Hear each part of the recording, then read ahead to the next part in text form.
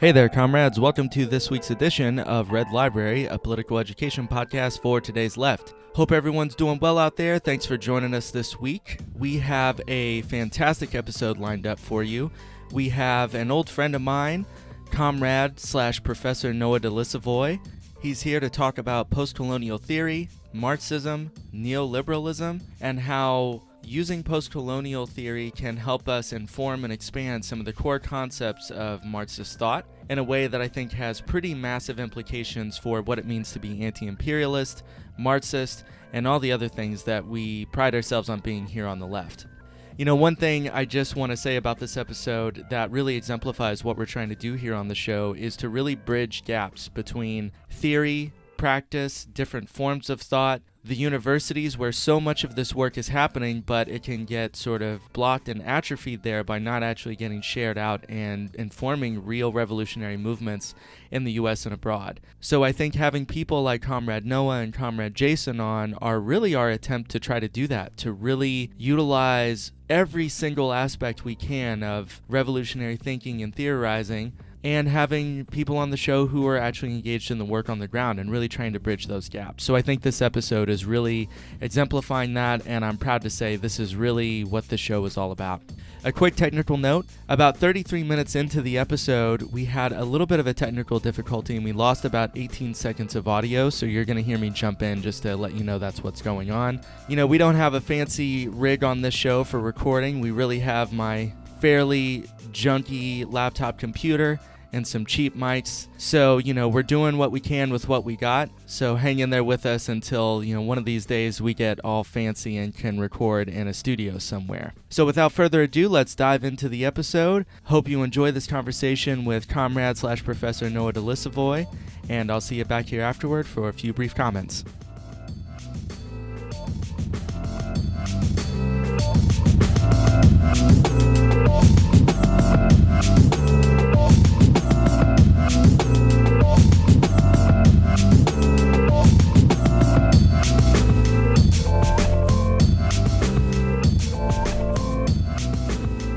Hello everyone, welcome to this week's edition of Red Library.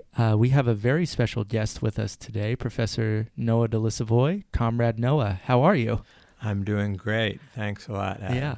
Thank you so much for being on today. I am very, very excited about this one for a lot of reasons. We've known each other for, I think it's a good number of years now. We recently got reconnected, and I've been a big fan, very influenced by your work for a long time. So this is me getting to be a fanboy. Well, I appreciate that, and I'm really excited to talk to you. And I think it's a fantastic project you have, and I'm honored to be invited. And looking forward to the conversation. Yeah, the feeling is very mutual. Well, maybe just to give you some context too, I know that what we're going to talk about today, I think, will be really a great fit for the past episodes. We have a very Marxist orientation on the show, but I think some of your work talking about postcolonial theory and trying to bring some sort of critical perspectives on Marxism from postcoloniality, I think, is much needed and absolutely fascinating. So I am very, very excited. I think we're going to get into some good kind of like theoretical nuts and bolts, some complexity, but I think we're ready for it. I think our listeners are ready for it. Fantastic.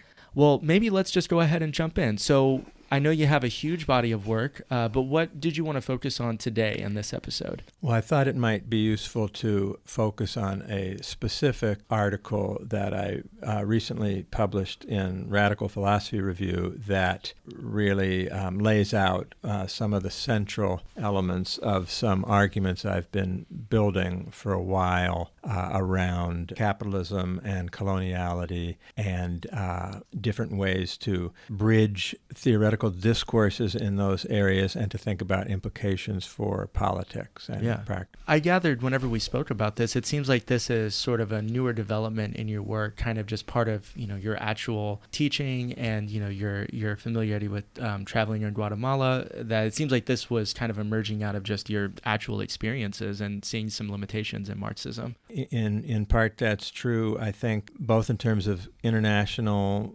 work that I do in Central America, and also I think in the course of my teaching and thinking in the context of the Cultural Studies in Education program here at the University of Texas. We, in this program, are constantly thinking about the relationships between different critical discourses and the relationships between different forms of social oppression. Mm-hmm. And so, as a Marxist, by my sort of experience and situation, I have to think about these things, perhaps in a way that I might not if I was in a different situation or involved in different projects. But it's also something that I've been interested in for a long time. I think it comes naturally. Now, this particular article that I mentioned, a lot of my work is about thinking about how critical theory can inform educational work, educational practice. This article is a little more theoretical in that it tries to push forward a framework for rethinking some basic Marxist categories and concepts, but which can then be, I think, applied and have implications in a variety of fields. One thing I know that we try to do on this show a lot is connect up theory with actual political practice, actual work on the ground. And for me, usually the person who's kind of listening and learning on the show doesn't read the text, but I couldn't help myself. I read the article. And I think one thing that struck me as very fascinating and very useful was to consider that more often than not, whenever you have a sort of Marxist orientation, whenever you think about anti-imperialism, postcoloniality and these things, it's very difficult to understand how these things can critically inform each other if you can also look at the basic categories of Marxist analysis in a critical way. And I found this article completely fascinating because it forced me to think about that differently and I think actually fit in very well with some different forms of thought that I've been engaging in and some reading I've been doing, especially looking a lot more closely at different types of anti-imperialist critique and especially theoretical work and activism work from Central and South America. So to me, this was sort of right on time for my own kind of development politically as well. Well, that's great. That's great. And I think that's exactly right. And I guess maybe the project in a way is to sort of push on the anti-imperialist commitments of Marxism, sort of push them one step further, or maybe kind of turn them around to ask the Marxist tradition to interrogate itself, in regard to those commitments and to see problems of colonialism and racial oppression not simply as sort of an element, in a broad program of different struggles, but to understand those issues as essential to capitalism historically and as sort of theoretical priorities in a more basic way for Marxism. And I just to say also, I think there's a kind of empirical context for this too in this historical moment where, on the one hand we see a real resurgence of interest in socialism and also, I mean, to a somewhat lesser degree, but at the same time in Marxism, I think, as a theoretical project. And then also there's, obviously been a very,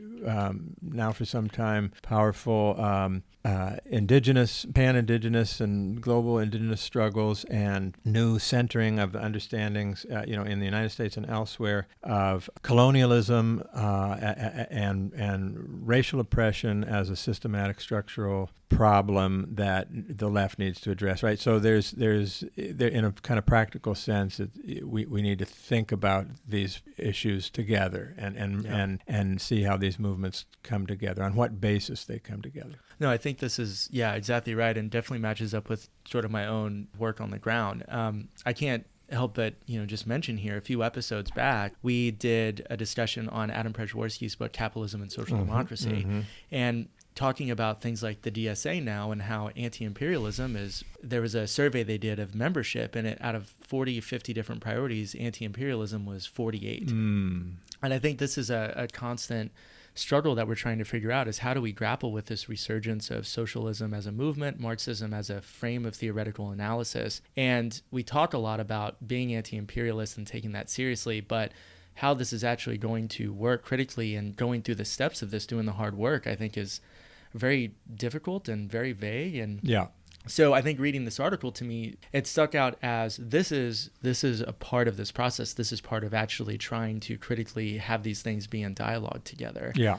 One last thing, it was funny the other day, thinking about preparing for us to do this talk today and reading through your article, I saw a post on social media by Mark Ames, who I'm a big fan of, who's part of the Radio War Nerd podcast. And he had made a comment about Marxists who are very diehard, committed to that as a form of theoretical analysis, materialist critique, how it's so easy to just get stuck in this idea that the greatest developments of human thought and analysis were from Europe in the mid-19th century. And there was so much here. I thought this kind of starts to at least help us get out of that. Yeah. I think there's just so much of value here. So I don't know, where would you like to start? I mean, this is your show. Well, I think, it's a complex argument, but maybe I can hit some of the kind of key points, try to break down some of them and see where that takes us, right? And maybe I should say, at one level, I think I'm making a kind of new argument, and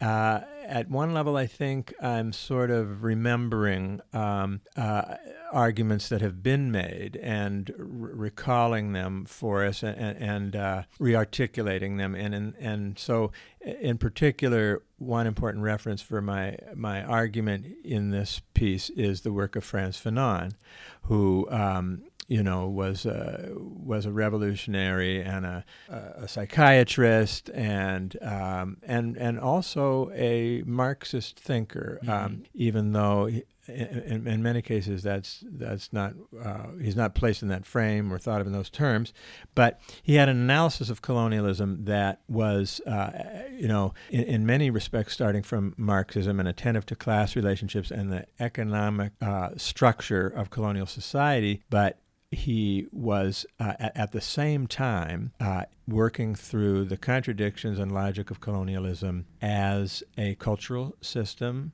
as a psychic and symbolic system, and looking at how those different aspects were fused, right? And so that involves a certain kind of innovation of Marxist analysis, right? Because then what we think of, the economic is not necessarily always the primary contradiction, or maybe it's better to say the economic gets sort of expanded in its reference, right? We have various economies that are working to maintain the system. So that's a really key influence and theoretical starting point for my work generally, and also in this particular argument. And so what I do in this piece, in a way, is to apply some of the insights of Fanon and other more recent theorists within what has come to be called the decolonial tradition, which is related to postcolonial theory in many ways, but also has a particular interest in the history of Latin America and emerges from Latin American thinkers, and in many cases a much closer connection to Marxist traditions and theories among those scholars themselves. So that's kind of the theoretical framework. And what I do is to apply some of those insights within a re-examination of some basic categories within Marxist theory, in order to, in a sense, look at them differently or see them from another angle. There's been a lot of critique of Marxism from postcolonialists and others at an epistemological level, at a historical level, being tied to kinds of Eurocentric thinking and science and understanding. And I think there's a lot of validity to that. At the same time, Marxism obviously has a great deal to offer us, and particularly with respect to the critique of capitalism, is really indispensable. And so my project is not exactly to critique Marxism, but rather to come at it from another angle and think how it might be there may be other ways and dimensions of understanding some of the basic figures that could be viewed in another light, could be useful to us in a new way. So just to mention a couple of these things. There's an important idea in Marx in Capital Volume 1 regarding the history of capitalism and the source for the origins of capitalism historically, and he makes an argument which has been very important to theorists of anti-imperialism and also to the kind of decolonial and postcolonial work that I just mentioned around the idea of primitive accumulation. That is to say, where does the wealth and stock of capital come from that finances or supports the original capitalist enterprise, the original manufactures that allow for the displacement of peasants and the founding of the working class, the proletariat, through their recruitment into wage labor in the this emerging factory system. And the argument briefly is just that it comes from a whole history of pillage and plunder, not only within Europe and in England itself, but internationally, globally, through colonial enterprises and the looting of the non-European world, because there has to be, you can't just sort of build capitalism out of nothing, which is an interesting insight and paradox in a way we forget. But Marx points this out. You have to have a substantial concentration of wealth in order to get this system off the ground. And so that's a really important idea. And connected to it is just the basic idea that underpinning what looks to us like sort of seamless and normal and objective processes of capital accumulation and capitalist society running smoothly, there's this history of tremendous violence and expropriation and dispossession and conquest and plunder. And so more recently, theorists have said, this is not just a thing of the past, and Marxist theorists have discussed how this is an ongoing process. It's inherent in capitalist production and reproduction, and we have to see, especially with neoliberalism, how there's these ongoing dispossessions and what we could call a kind of primitive accumulation in the present. Yeah, well, I'm curious, since you mentioned dispossession and accumulation, I was wondering if you considered your work any kind of response to, let's say, someone like David Harvey's work on neoliberalism and his use of the phrase accumulation by dispossession. Yes, I consider it both a response and also a building on. And I really appreciate and value and depend on Harvey and other people who have really made this case that I just described. Yeah, his notion of accumulation by dispossession is an argument that capitalism depends crucially in the present, and especially in the neoliberal mode, on violent forms of dispossession to solve different kinds of crises that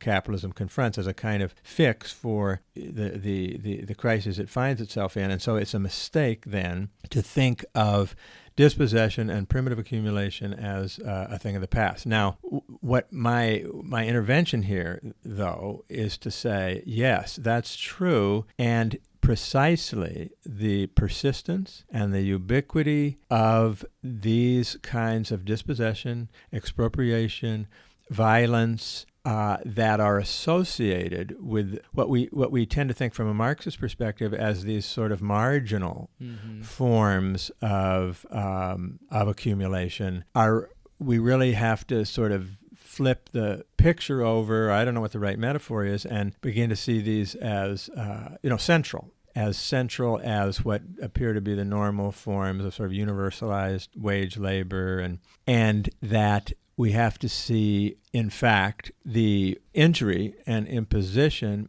and violence associated with the reproduction of capitalism as inseparable to its other modes and as their own kind of end and goal, which is to say that there are other kinds of surplus and accumulation that capitalism aims at. Beyond what we think of as the narrowly economic. So if you think about racial oppression, the kinds of symbolic surplus, that have been described by some scholars in terms of the wages of whiteness, right, as central to capitalism, both in the past and in the present, and that there really isn't another way to understand, for instance, the turn to the prison industrial complex, the carceralization of society in the present, or the global dispossessions associated with neoliberalism, the never-ending low-intensity imperialist wars that we, confront in the present, apart from this kind of recalculation, I think. Something I find really interesting, and I'm curious to get your thoughts on, maybe this is just in, common places like op-eds, places like Jacobin. I think there's an ongoing debate right now with this resurgence in socialism, especially coming out of the 80s and 90s, about should we take this kind of race first, like critical race theory perspective, and it's set in opposition to a Marxist materialist analysis. And I gather that part of what your argument and your intervention is doing is trying to say, or almost kind of break down any hard distinction between the two, to really look at them historically and globally as both kind of manifesting as one totality, let's say. Would you say that's right? That's right. Okay. That's what I'm trying to do, exactly. And I think to separate those things is to distort our understandings across areas, right? So that if we sort of try to understand capitalism apart from its histories of colonialism and racial oppression and cultural violence, right, then we're going to fundamentally misunderstand it. Not just beyond a recognition of sort of the centrality of these processes, but in terms of understanding the basic logic at work, right? On the other hand, and I would make the distinction here between, say, a critical race analysis versus a kind of decolonial analysis, which I'm putting forward, right, where, at least within the U.S. context, right, the way race has been framed and critical investigations into it, while very important and valuable, I think,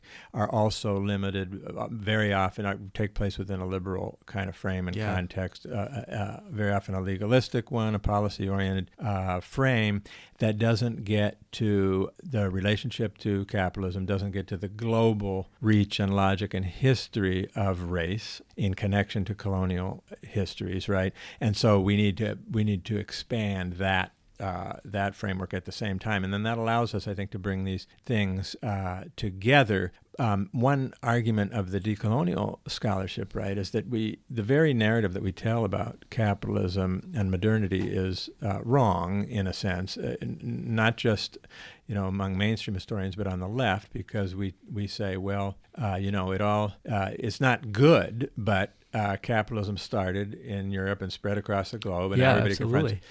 And the argument from the decolonial theory is, well, in a way, but on the other hand, really capitalism starts with the colonial encounter. That's where this fund comes for the original manufacturers. That's where it's inaugurated, and that doesn't happen in Europe, which is another way of saying that, for instance, what we now call Latin America exerted a determining influence in terms of the struggles that took place around conquest and the relationship between Europe to indigenous societies of the Americas. That's that what we think of as the periphery in terms of the history of capitalism often is really in a way the center or the starting point, the origin, and that we have to understand capitalism even in the so-called center within this global horizon that really has as its frame of reference the global South, say, right? Yeah. So that's another way of putting it.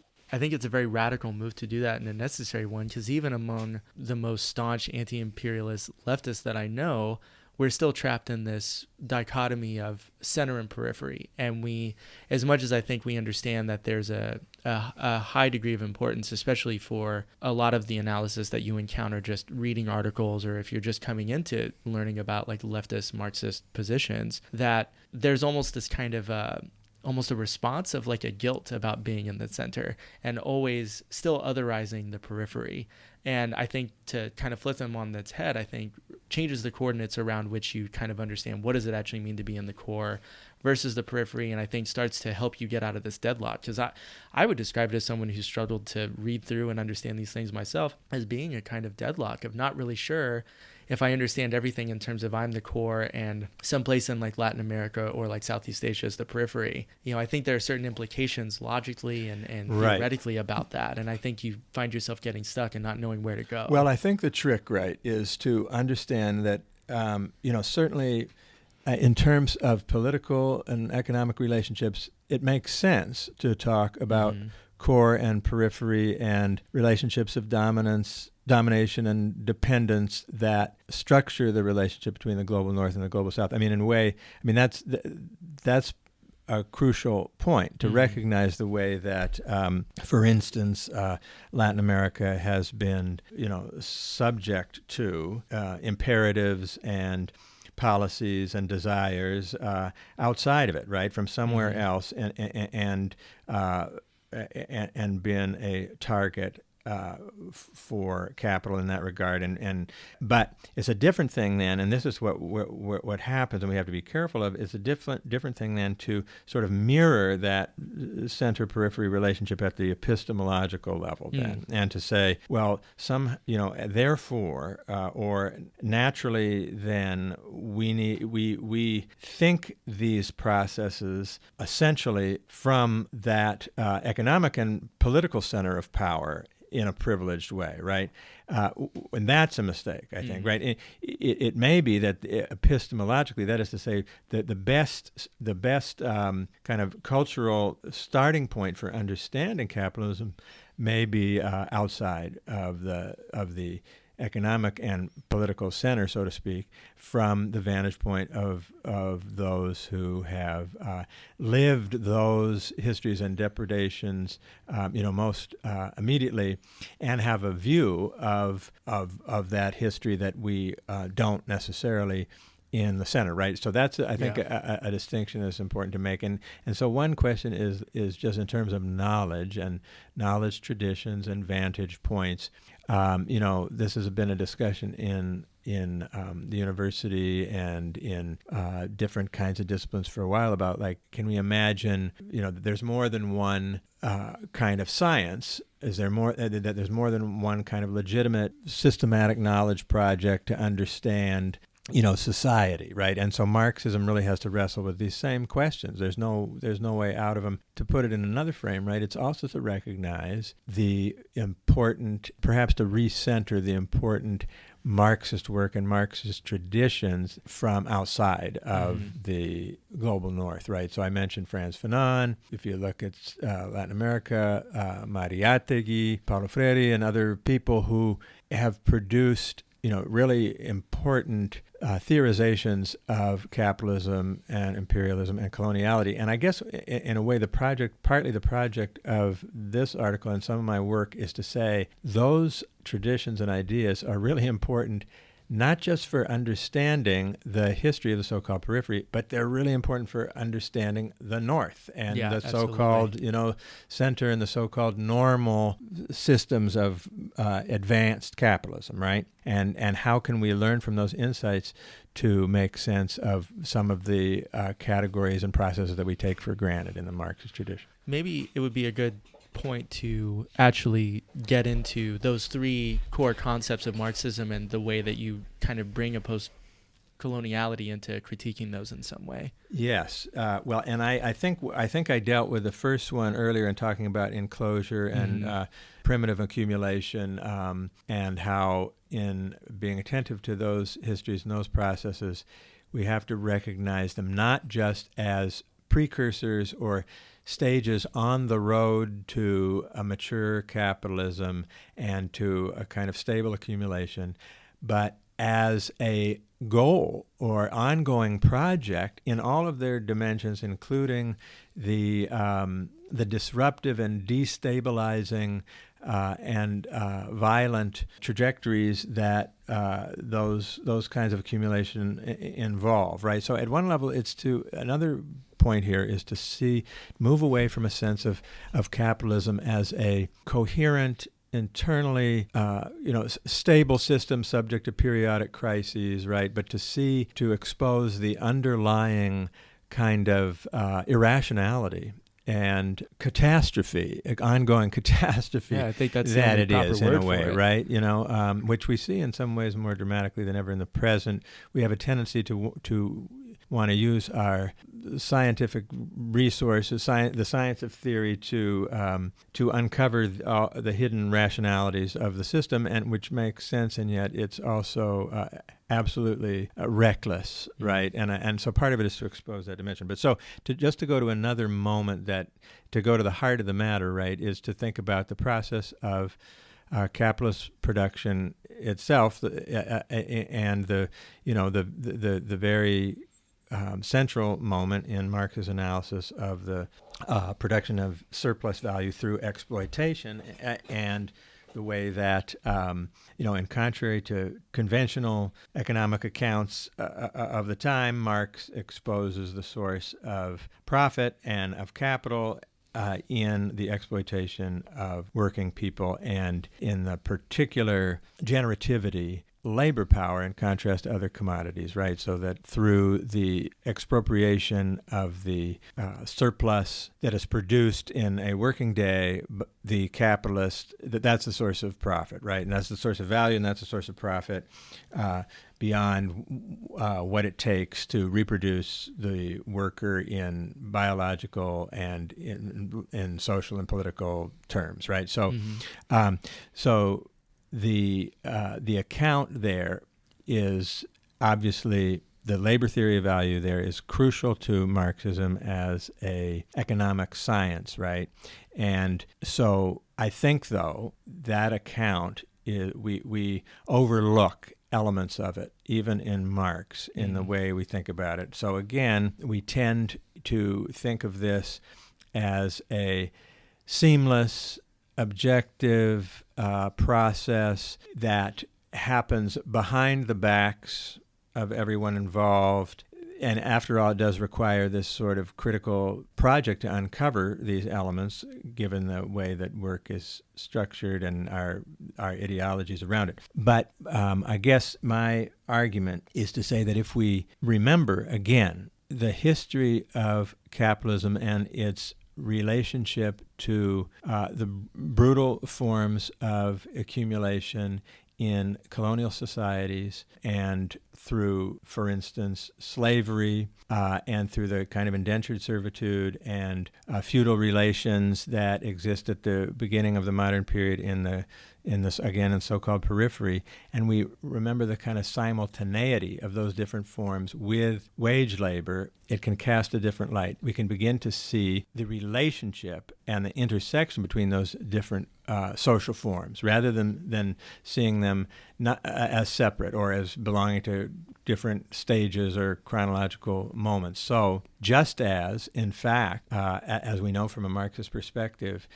slavery, for instance, was absolutely integrated into capitalism and a key support for instance, for capitalism in North America, and Marx himself analyzes this, right? In the same way, we have to understand, you might say, how the wage labor relation and the process of production of surplus value that Marx analyzes in Capital is a process of violence, a process of imposition and injury, what I call violation, in that it depends on, that process of production depends on a kind of injury. It depends on a kind of trespass and invasion at the subjective level as much as at the objective. And Marx himself describes this in his kind of personifications of the figures of capital and the working class in their different attitudes and approaches to the process of production, right? Well, what I find really fascinating about this particular point is the way that it tries to break down the primacy of some sort of objective process within capital, which is essentially where every bit of critique needs to orient itself.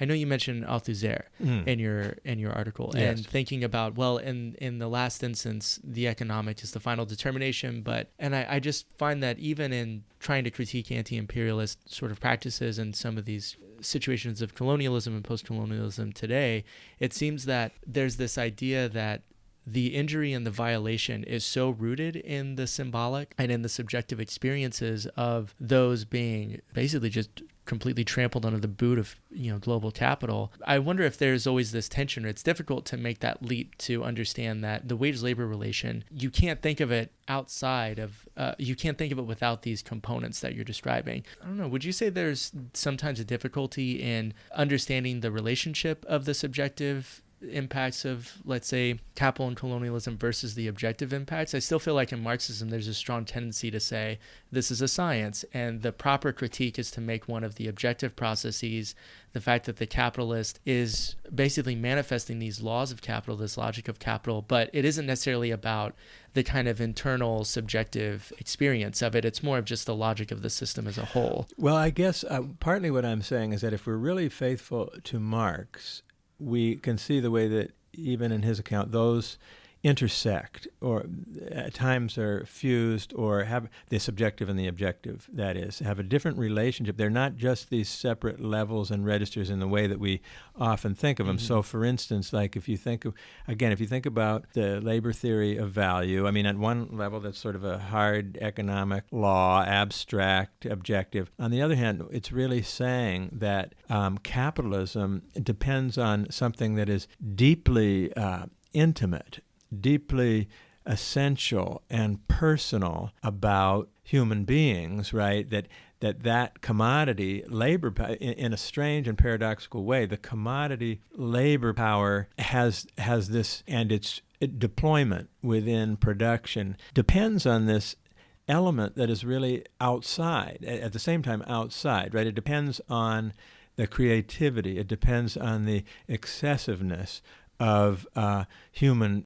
Hey comrades, just to jump in real quick, this is the point where we lost some audio for about 18 seconds. Noah was continuing to talk about the ways that capital depends on things being exterior to itself to drive its processes to keep it functioning, and he was focusing on that in relation to workers. Okay, back to the show. This creativity and a channeling it in one direction, right? But that it's an invasion and capture. It's a violence, right? And that the transformation of that creativity into the commodity labor power and the forcing of a surplus in the process of production is a violation that reaches to the depths of who we are as human beings, and that also, interestingly, depends on a strange kind of what I call in this article a kind of intimacy between the worker and the capitalist, right? In other words, it's that relationship, it's that coming together, it's that sort of strange and obscene coming together of worker and capitalist that produces surplus value. Apart from that, there would be none. We can sometimes think of the labor theory of value and the process of production as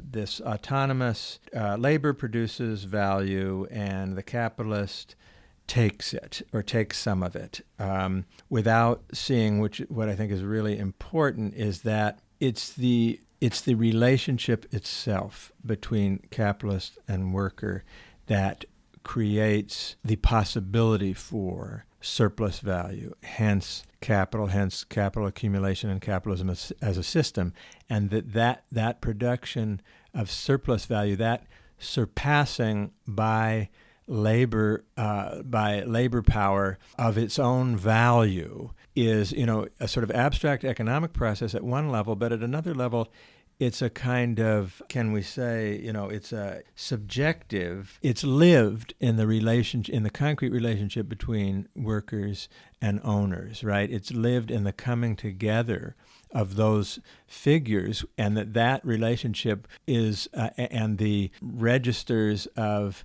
alienation and subordination and violence that characterize that relationship are not somehow sort of arbitrary, accidental byproducts but are intrinsic to that process of producing surplus value, which is a kind of obscene operation on the subjectivity, the human subjectivity of the worker and of the working class, right? So, and while that's not the same thing at all as other kinds of domination and exploitation of labor in the modern period, there's nevertheless some relationship, and that we can learn from other experiences, and we can recognize the continuity across these moments, and thereby have a deeper and fuller understanding of production and surplus value and its relationship to what we think of sometimes as marginal experiences or moments in, historically speaking or economically speaking. Well, what I really love about this is it seems to me that part of what you're breaking down, I'm not sure if this was kind of how you were thinking about this or part of what you were responding to, was the way that early Marx is sort of denigrated and considered solely focused on the aspects of alienation and how that is considered primarily the subjective experience. But later Marx, shifting towards a more scientific economic analysis, is considered more objective and thereby more valid or more powerful in terms of its explanatory effectiveness of capitalism. One of the things that I really appreciate is that doesn't seem to be, number one, faithful to the actual reading of Marx himself, the spirit of what he was doing, even things that were in the very first few chapters of Capital about the way that social relations and the kind of totality of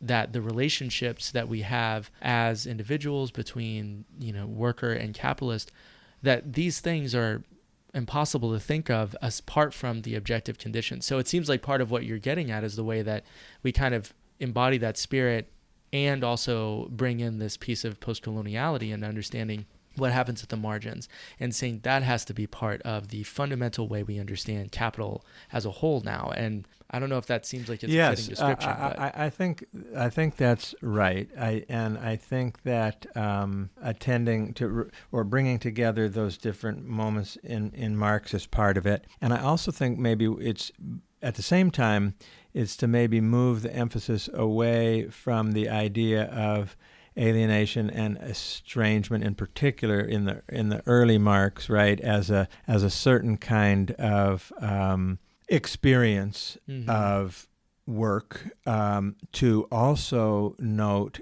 the moments of, say, exclusion and violation and humiliation and abjection that you can one comes right up front. It confronts immediately in the colonial context described by Fanon, for instance, right? That the humiliation, the logic of humiliation and degradation and vilification that's at the center of what colonialism means, and to recognize those as working throughout capitalism, central to capitalism in different ways. Obviously not the same thing in overtly colonial contexts as others, but nevertheless working throughout, and that we have to recognize not only that, but what I guess I'm trying to say is the dependence of even what we think of as the economic and the objective on these aspects and experiences. That is to say that the objection, the humiliation,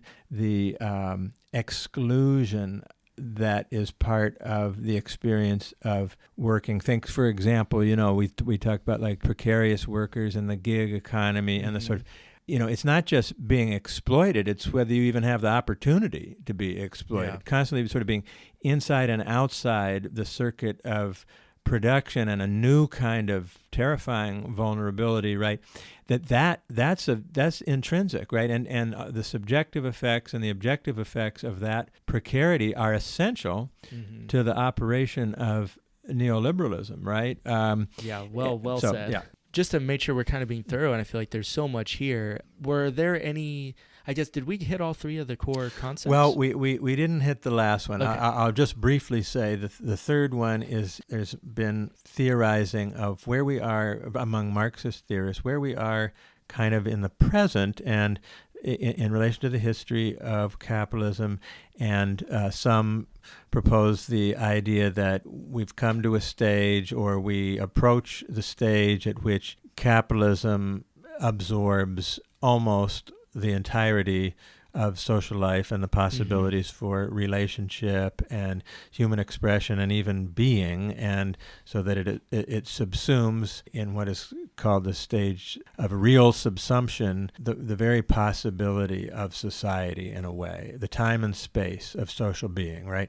And so that means that we, in struggling against it, we struggle as much on the terrain of identity and forms of life and ways of relating as we do, say in the economic relationships, narrowly speaking, right? So that's its own very complicated kind of argument. But we can see a lot of those processes in neoliberalism, obviously, as more and more of our lives seem to be under the sway of the market and ways, market ways of thinking, et cetera. And I guess so that what I do here is to say, yes, there's a lot of value in that analysis, but on the one hand, within Marxism, those perspectives tend, once again, in sort of an echo of these earlier moments, to overlook the ways that is not just an automatic or seamless or invisible process, but the ways that it is a violent and jarring and asymmetrical global process, right?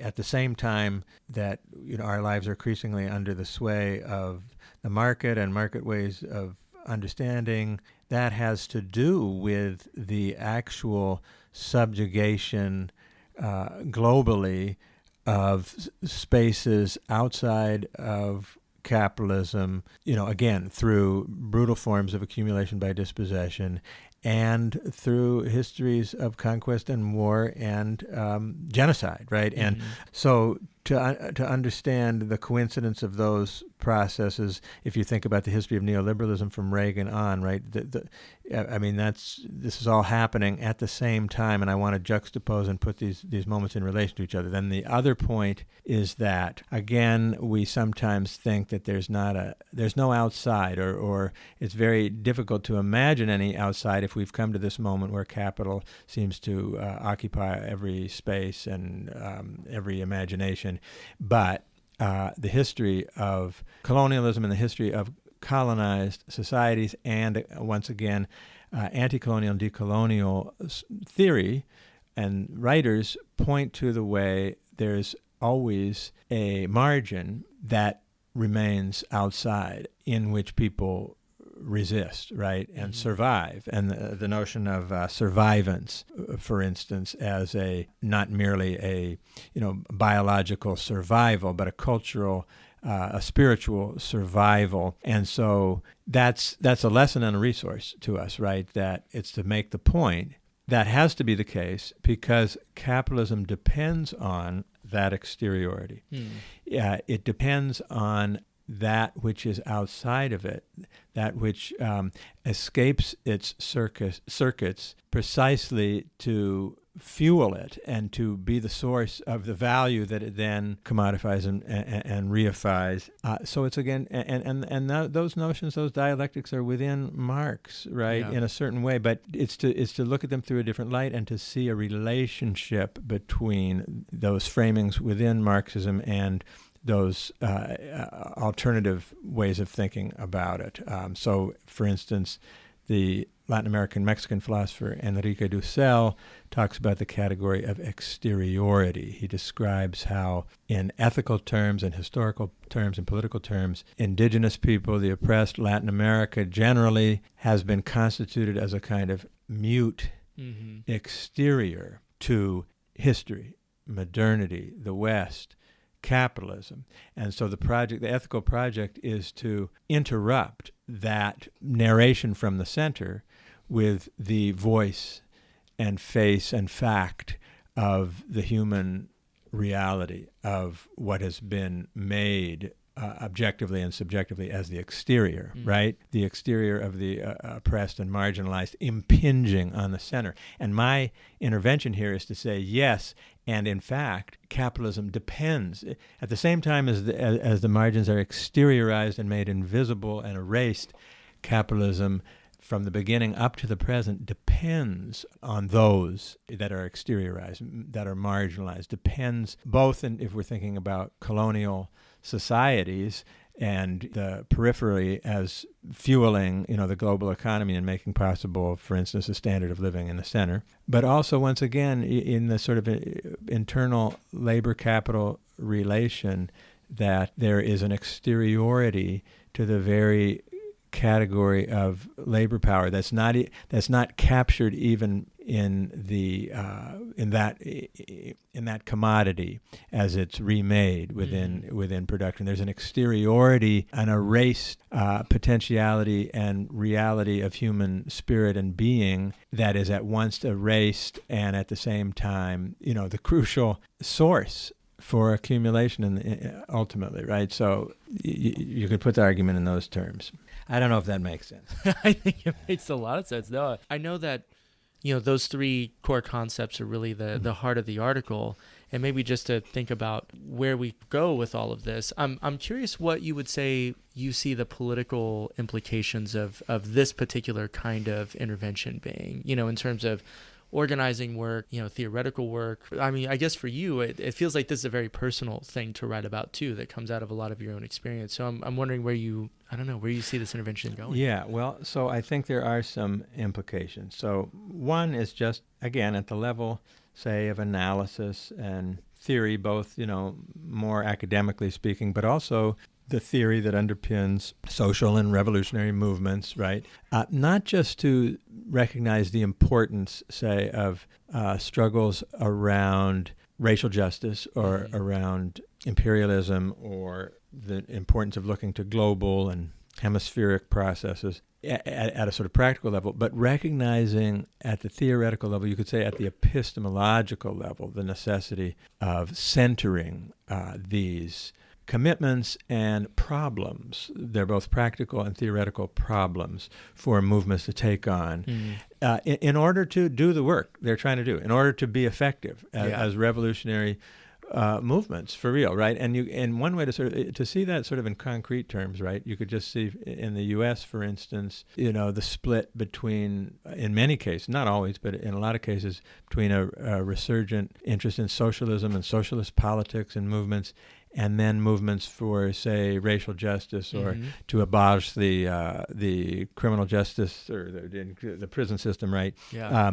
Obviously, there's all kinds of intersections and overlaps, but even when there are, my point is that often that's not worked through theoretically in a consistent way that would allow that to happen more and to create not just a more sort of, you might say, unified left, but a more coherently grounded left, right? So that's part of it, and to see the relationship between different kind of experiences and see again the relationship between precaritized workers and economic and political refugees, right? Not to say that experiences are the same at all in any way, but only to recognize connections in ways that we sometimes don't, to see their dependence on the same underlying forces, within capitalism and colonialism and coloniality, What I kind of take from that, and it seems so important, is that we have to find points of connection to organize together in a common struggle of some kind. And it seems that what all this speaks to is that unless we have a well-grounded, proper theoretical framework, which will allow us to do that epistemological framework, that we're going to potentially fall short and thereby not be as effective in the kinds of movements, revolutionary kind of movements, whatever it might be, that we're trying to build. And I see this a lot actually out on the ground organizing. On a few episodes back, a very good friend of mine was on, Comrade Alex, give a big shout out to him. And we were actually talking about Slavoj Žižek's reading of Lenin. And one of the things we joked about was this idea that whenever we say something is problematic, a much better way to describe what we're getting at is to say that something is philosophically ungrounded.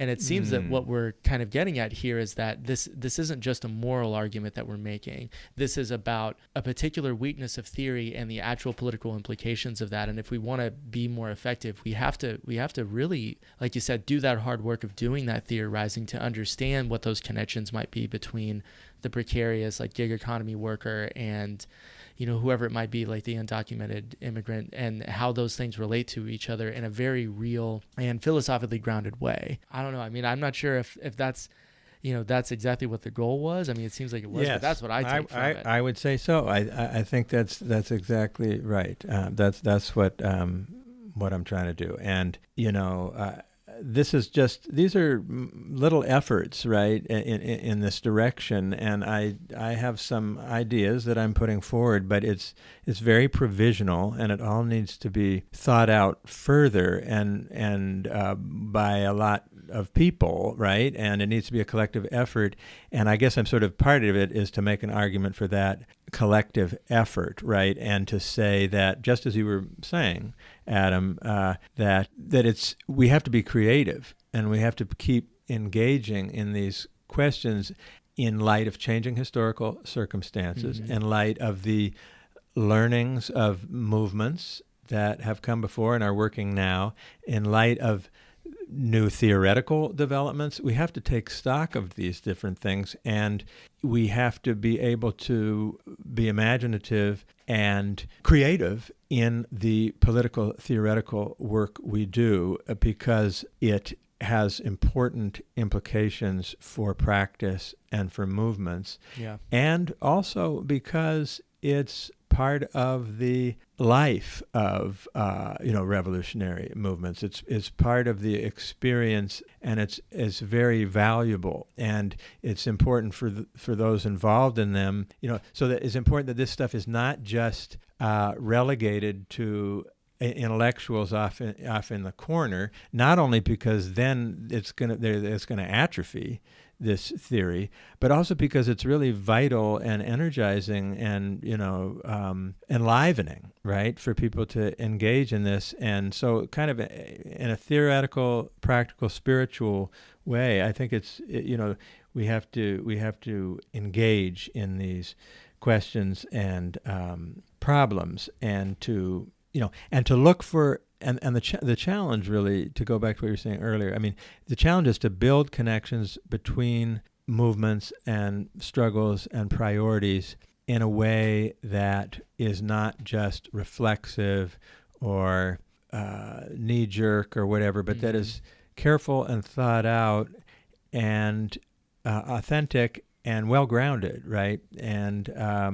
obviously, Marxism has a long history of doing this, and so do other traditions, radical traditions, and we need to be listening to making use of the different resources in that work. I have to tell you, I really couldn't think of a better spot to end this episode on. One thing I just have to say, I really appreciate, and I feel like it's what I take from the best theorists from the various traditions, radical revolutionary traditions that I've encountered, is that this element of creativity and this sort of life that's in it. And it feels like whatever it is that we're going to be able to do to effectively deal with globalized capitalism, the neoliberal age, like ongoing imperialist practices, and climate change as a whole, is going to demand an absolutely huge amount of creativity and sort of these kind of subjective elements that you're talking about, and understanding the actual impacts that they're going to have. Yeah, I don't know. No, I think maybe for us that's a good place to end on. So I think I'll just say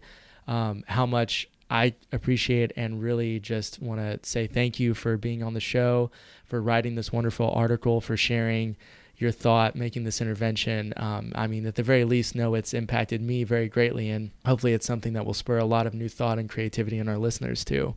Well, thank you, Adam, and I really enjoyed talking with you, and it's wonderful to be able to share some of these ideas with your listeners, and once again, it's a fantastic project you have. Just so you know, I'm probably going to ask you to come back on again at some point if you'd be open to it, 'cause I feel like we need more of what you're doing. I would love to do that. All right. Well, thanks, Comrade Noah, and I guess until next time. Thanks, Adam.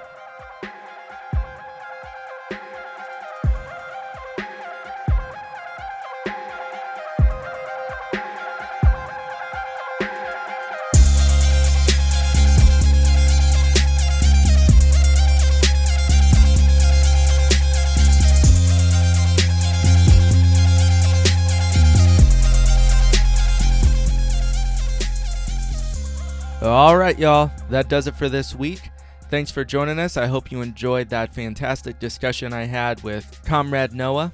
As I said at the beginning, I just really want to emphasize that this show and the episode we did with Comrade Jason previously, and the ones we're going to do with him in the future, really exemplify, I think, kind of the values, the mission that we're on here on this show, which is to really say, globalized capitalism, imperialism, impending climate catastrophe, structural racism, patriarchy, all of these different systems of oppression and marginalization are so vast and so complex. And if we really take seriously our commitments, morally, theoretically here on the left, we need every single tool that we can get our hands on if we're going to effectively challenge, dismantle, and possibly overthrow those systems.